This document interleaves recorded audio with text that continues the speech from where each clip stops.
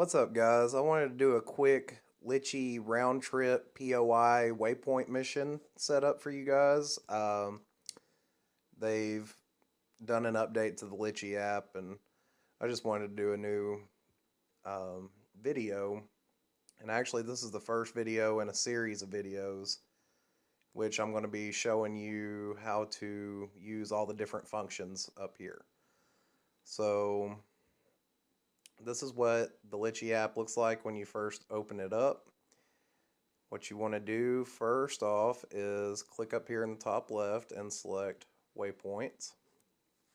Once you do that, go ahead and click the mission setting button over here on the left hand side, and we're going to run through all these settings starting from top to bottom. Heading mode, you want it as waypoint defined. Finish action, it's up to you what you want to do for the finish action. Whenever I'm doing a round trip Litchi waypoint mission, what I'll do is back to first waypoint. That way, if I want to run it again, if something was wrong, my exposure wasn't right or whatever, I'll be ready to go at the first waypoint if I choose to run it again. Path mode, curve turns, cruising speed. I like to go from 15 to 25 miles an hour on the cruising speed. I'll usually choose somewhere around 20 on average. But just for this test, I'm going to keep it a little bit slower. Maximum flight speed, make sure that that's all the way at the top, the largest speed you can get. And the reason you want it all the way up, whenever you're doing your mission and the Phantom's doing its thing by itself, say you want to speed it up a little bit, all you would have to do is push your right joystick forward, just like you would be throttling up, flying manually. It'll still make the turns and everything. It'll still point the camera in the right direction, even if you give it a little bit more throttle. So that's why I like to keep that all the way up. Don't worry about default curve size. Gimbal pitch mode, you want to set that to focus POI. Rotations, direction, put that on managed. So starting from the top, waypoint defined, back to first waypoint, curve turns, cruising speed between 15 to 25. And you can go slower. You can go slower if you want. It doesn't matter on cruising speed. That's up to you. I like to keep it a little bit lower than maximum speed. That way it's not, overexerting itself. Maximum flight speed, 33.6 all the way up. Default curve size, don't worry about it.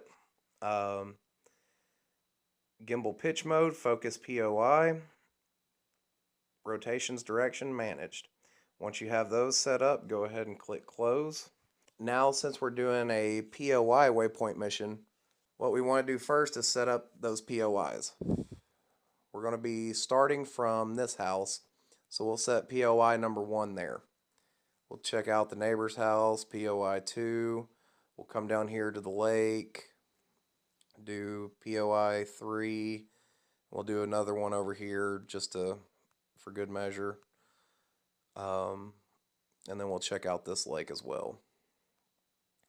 Okay, so once you have these set up, your next step is setting the altitude of the POIs.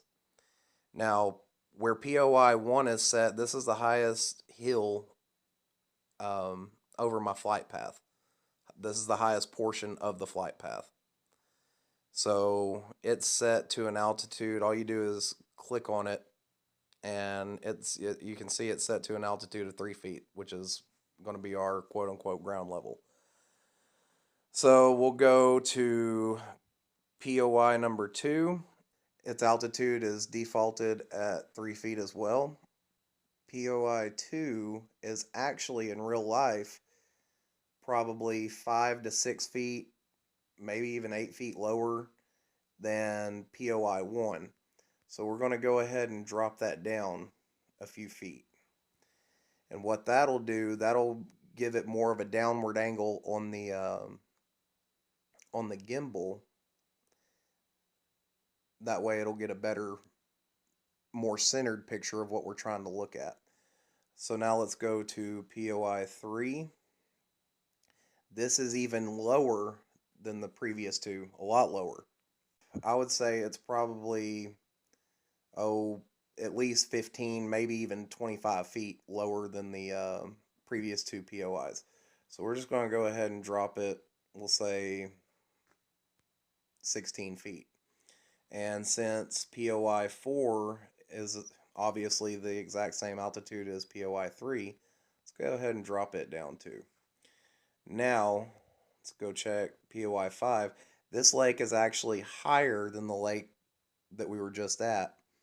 So we still need to drop it down because it's lower than our original takeoff point, but we don't have to drop it as low as 16 feet. We'll just go ahead and drop it 13. Well, 13 and 9. We'll say 9.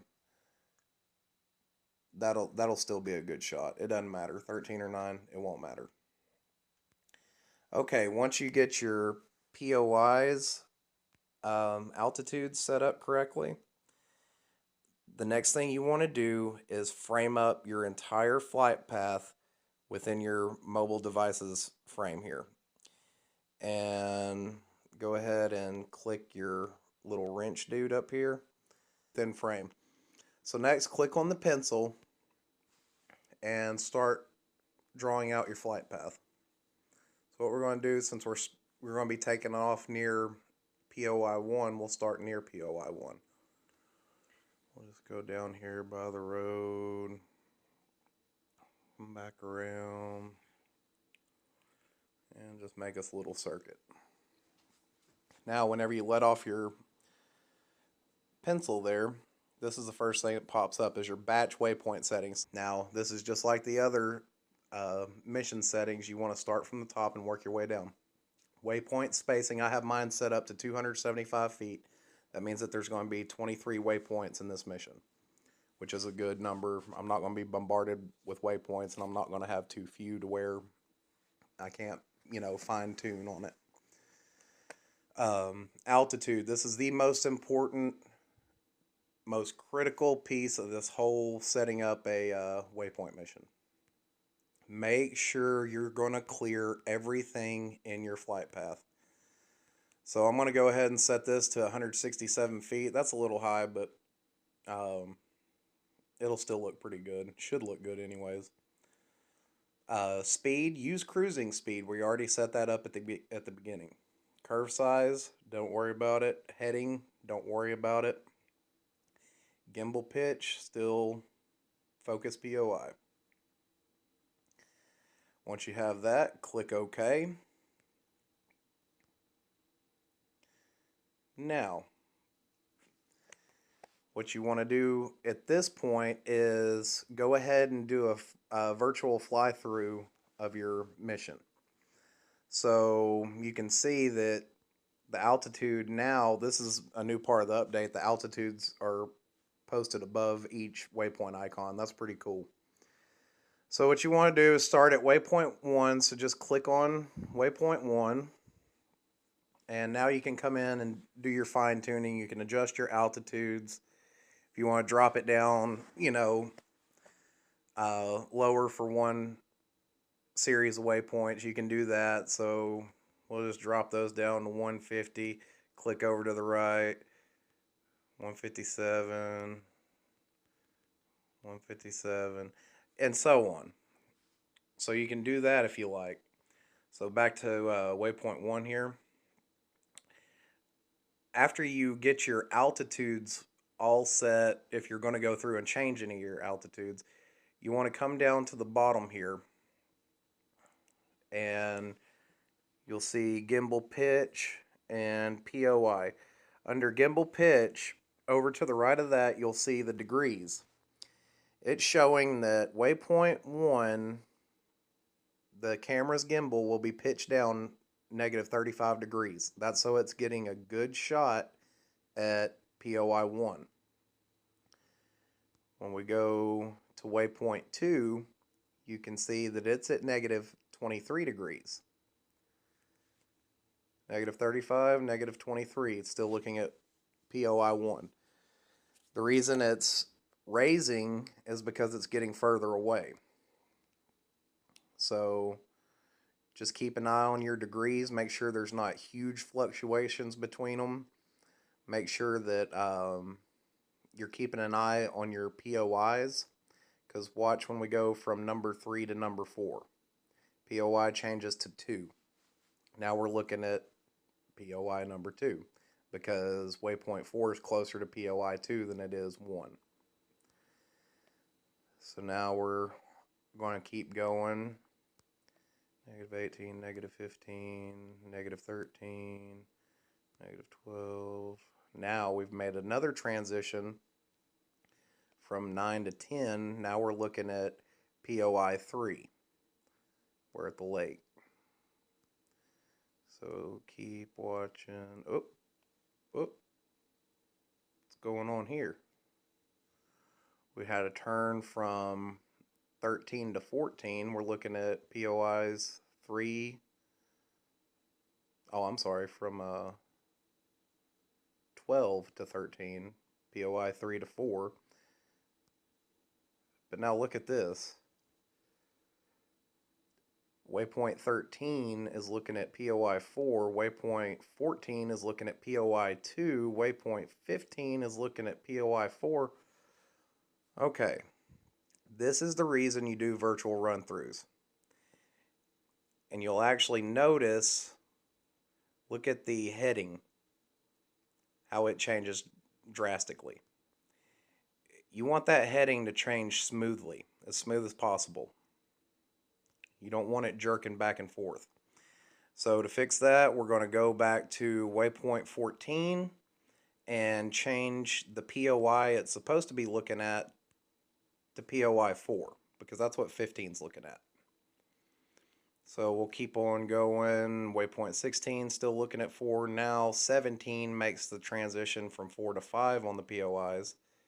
And we just keep on flying through. And let's see, let's make this video a little bit smoother. You'll see at waypoint 19, it's looking at 5. At waypoint 20, it turns back around to look at waypoint 1. Let's go ahead and change that POI on waypoint 20 to look back at 5, and we'll just do the rest of them to keep looking at 5.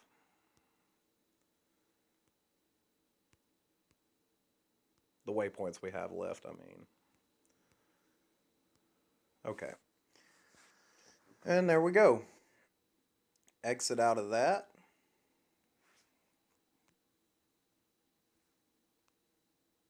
You've got your waypoint mission completed. Now it's time to save. Go ahead and click the save button. Enter a name for it.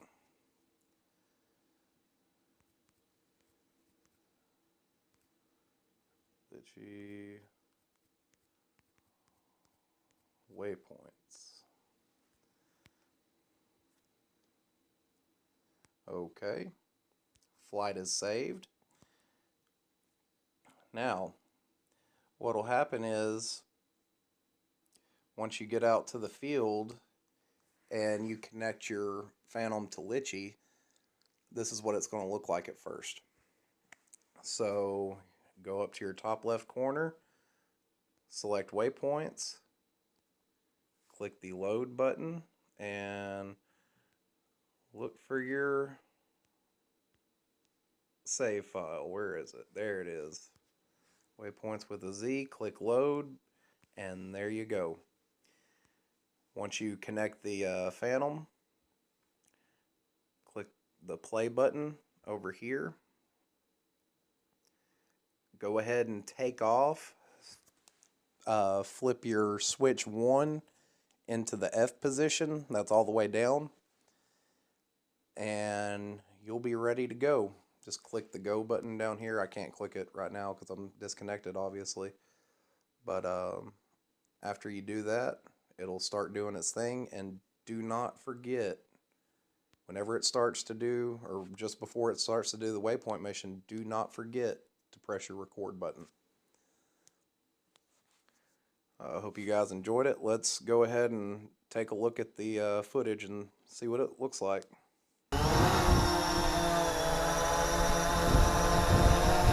So now what you do, flip this switch into function mode. You see it's FGPS.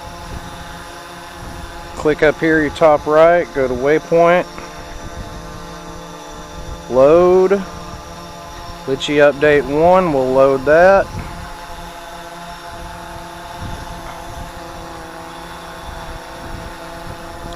Once it loads up on the screen, go ahead and hit the play button.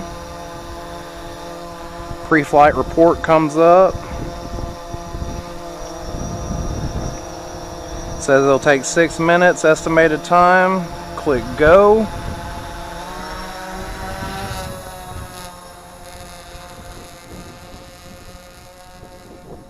And there goes the Phantom. It'll reach the altitude first, and then it'll go to the first waypoint.